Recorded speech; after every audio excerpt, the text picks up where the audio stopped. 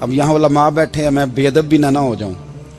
کچھ پورے 8 سال لگا کے بھی آ جاتے ہیں, سند بھی ان کے پاس ہوتی ہے. ناراض نہ ہو جانا, یہ تو سب اچھے لوگ ہیں. سند ہوتی ہے پر پتہ پتہ کوئی نہیں ہوتا. یہ اعلیٰ حضرت نے لکھی ہے بات. سند ہوتی ہے, پوری ڈگری ہوتی ہے, اس پہ کئی لوگوں کے سائن بھی ہوتے ہیں. تو بہت سارے طالب علم ایسے ہوتے ہیں جو مدارس میں کہتے ہیں میں فاضل فلاں ہوں, لیکن کوئی شے پاس.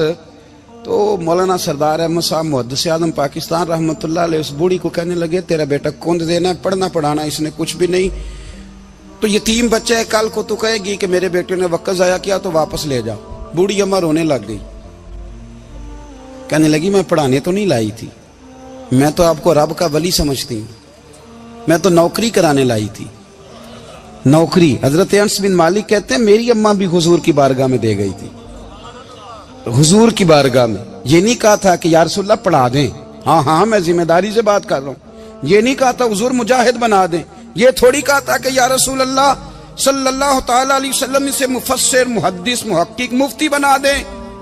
حضرت انس کی اماں کہہ گئی تھی سونیا جب تک یہ رہے گا نا آپ کی نوکری کرے گا, یہ گھر کے کام کاج کرے گا, ڈیوٹی کرے گا. حضور یہ آپ کی نوکری کرے گا. تو میرے محبوب نے پھر دعا کر دی, اللہ اسے برکت عطا فرما. تم سمجھتا ہے خدمت والا خالی رہ جاتا ہے؟ جتنا ذائقہ خدمت والے کو ملتا ہے, جو اس کے نصیب میں آتا ہے, وہ کسی کا نصیب کہاں بھائی. حضرت انس کہتے ہیں حضور نے دعا کر دی برکت کی.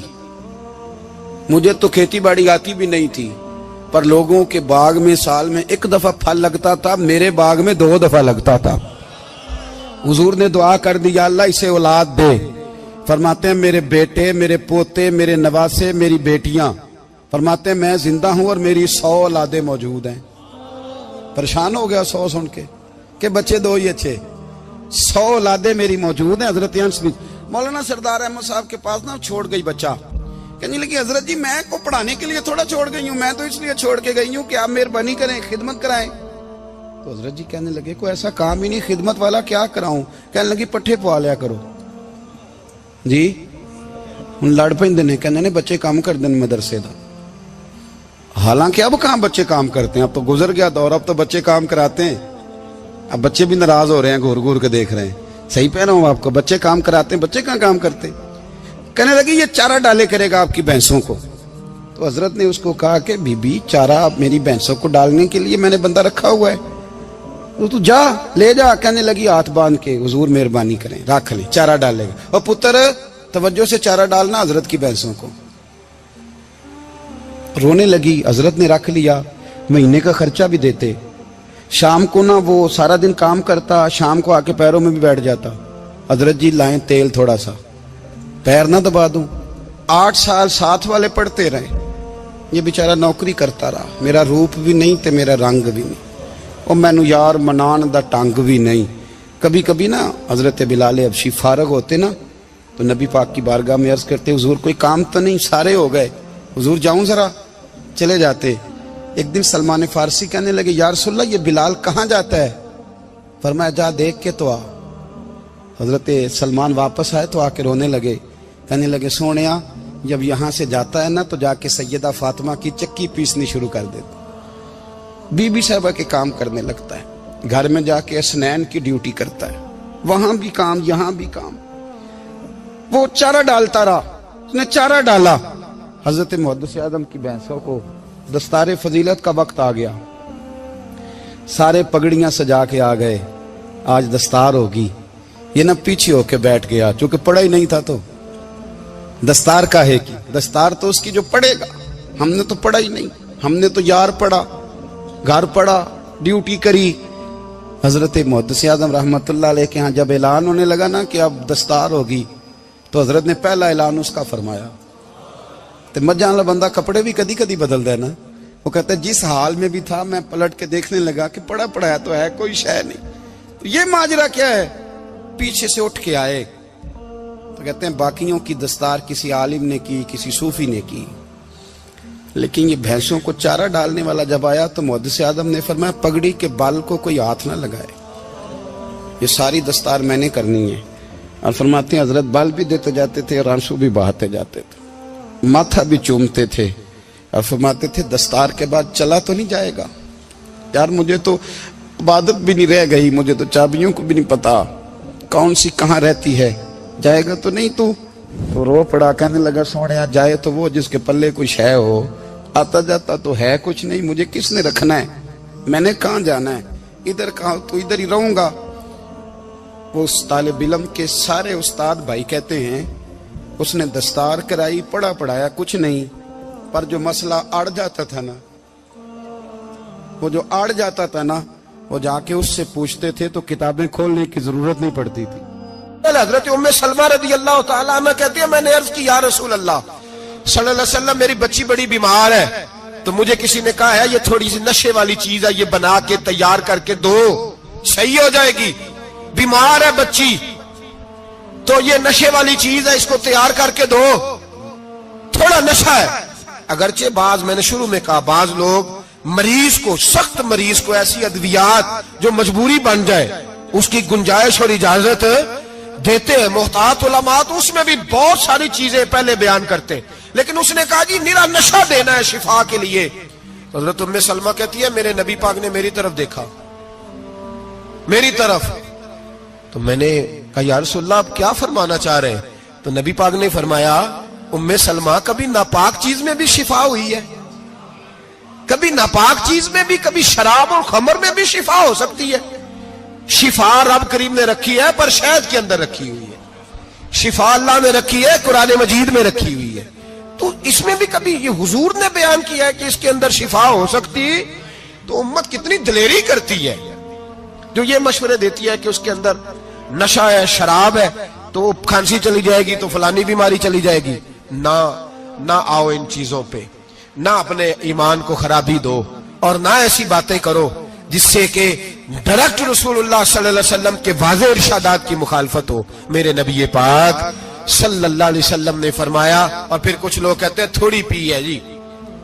अब तो मैं तज्जिये में पढ़ रहा था कि ऐसी शराब इजाद हो गई है, लोग शराब पीते हैं और वो मस्त भी रहते हैं, कार भी चलाते रहते हैं, कहते हैं जी नहीं हमारा ज़हन माऊफ नहीं हुआ तो ये वाली सही है, नशा नहीं लाती। मेरे नबी पाक सल्लल्लाहु अलैहि वसल्लम ने फरमाया, जिस चीज की थोड़ी मिकदार, ज्यादा मिकदार हराम है, उस चीज की थोड़ी मिकदार भी हराम है, जिसकी ज्यादा मिकदार हराम है उसकी थोड़ी भी। तो खमर और शराब अगर फुल पीना जायज नहीं तो थोड़ी पीना भी जायज, ये हराम है और हराम थी और कयामत तक हराम ही रहेगी। मेरे नबी पाक सल्लल्लाहु अलैहि वसल्लम ने मना किया और हुजूर ने इजहारे नापसंदीदगी फरमाया, और मैं 40 दिन तो इबादत ही कबूल नहीं होती शराब पीने वाले जब तक सच्ची तौबा ना करे। ये लफ्ज जब अदा करता हूं तो शर्म से मेरी जुबान लड़खड़ाती है कि यार दरबारों पे भी नशा बिकता है। मैं ये बात कर रहा हूं सूफिया का तर्जुमान, दरबारों पे, मजारों पे, और सज्जादा नशीनों, तुम्हें जमीन निगल जाए, आसमान तुम्हें ले उड़े, तुम पर कहर नाजिल हो, तुमने बाप दफन करके तो वहां नशे का अड्डा बना लिया, माओं से बेटे छीनने लगे हो, औरतों के सरों से कपड़े छीनने लगे हो, सुहाग मारने लगे हो, बेटियां और बेटे यतीम करने लगे हो, नशा बेचते हो दरबारों और मजारों पे, ये तमाशा लग गया। आप कैसे करूं ये बात, पर करनी पड़ रही है, मजबूरी है, ये मजमून मुकम्मल नहीं हो सकता। बंद कर दे वो दरबार, हमें नहीं चाहिए जिन दरबारों पे नशा बिकता है। मैं जिम्मेदारी से कह रहा हूं, बात रिकॉर्ड हो रही है। जूते की नोक पे वो सज्जादा नशीन जो उम्मत को ड्रग्स देता है, वो सज्जादा नशीन का डेरा नहीं, वो गंद का अड्डा है, वहां से फैज नहीं मिल रहा, उम्मत की तबाही हो रही है। बता दो, फैला दो, इसको एतराज करना है करो। मेरे रसूल पाक सैयद आलम सल्लल्लाहु ताला अलैहि वसल्लम का दीन जरूरी है, किसी पीर की सज्जादगी जरूरी, बोलिए सज्जादगी जरूरी। बड़ी जिम्मेदारी से कह रहा हूं और नुमाइंदगी कर रहा हूं अपनी जमात की। ना हमारे बुजुर्गों ने कल इसकी हिमायत की थी, ना आज करते हैं, ना कयामत तक करेंगे। बंद कर दे वो दरबार और मजार। बुजुर्ग दुनिया में ये काम करने आए थे और हमारी सोच इतनी गिर गई है, इतने हम कमजोर हो गए। कहते हैं जब उसको चढ़ जाती है तो फिर बड़ी मार्फत की बातें सुनाता है। तुझे शर्म नहीं आई है लफ्ज कहते हुए? अब नशई तुझे मार्फत सिखाएगा। اب تو شرابی سے بھنگی چرسی سے دین سیکھے گا؟ کہتے ہیں اس نے پی ہوئی تھی, چڑی ہوئی تھی, میں بات کر دی تو میرا کام بن گیا. اتنی گندی اور میلی سوچ صاحب ایمان کی ہوتی ہے. تو اب نشیوں سے جا کر دعائیں کرائے گا؟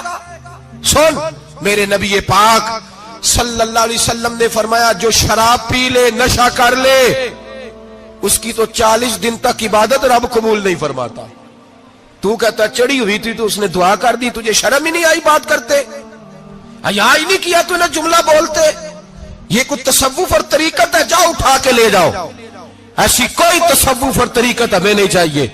ہمیں وہ والی طریقت چاہیے جس میں خدا کے قرآن کی بات ہوتی ہے اور محمد مصطفیٰ کے فرمان کی بات ہوتی ہے صلی اللہ علیہ وسلم.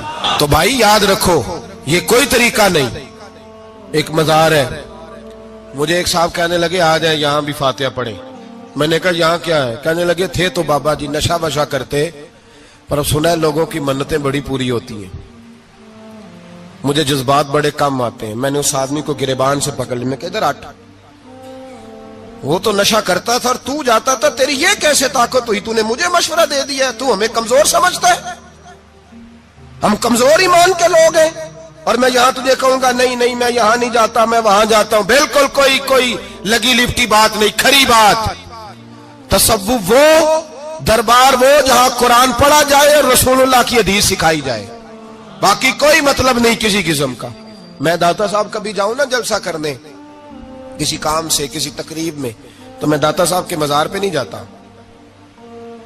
میں کہتا ہوں یار یہ جرانہ نہیں کہ بندہ کسی کام آیا تھا تو فاتحہ پڑھ لی, واپس چلو. گکھڑ سے اسپیشل آئیں گے داتا صاحب کے مزار پہ حاضری دیں, اور میرے سنگی گواہ ہیں کہ میں اسپیشل ٹائم نکال کے بہت سارے کام چھوڑ کے اسپیشل جاتا ہوں. اور میں مراد ماننے نہیں جاتا, میں داتا صاحب کا شکریہ ادا کر دے جاتا ہوں. میں ان سے کہتا ہوں حضور آپ کی مہربانی, آپ یہاں آئے تو ہمارے بڑے بھی رسول اللہ کے غلام بن گئے. میں تو سلام عقیدت پیش کرنے جاتا ہوں. ہم مزارات پر جانے کے قائل نہیں, بلکہ ہماری تو عقیدت کا درجہ ہی مکمل نہیں ہوتا جب تک ہم مزار پہ سلام نہ کریں. پر مزار داتا صاحب کا, مزار خواجہ معین الدین اجمیری کا, مزار غوث اعظم جیلانی کا, مزار محدث اعظم مولانا سردار احمد کا, مزار اولیاء کا, مزار میاں شیر محمد شرک پوری کا, مزار رب کریم کے بندوں کا. بھنگیوں چرسیوں کے مزار نہیں ہوتے.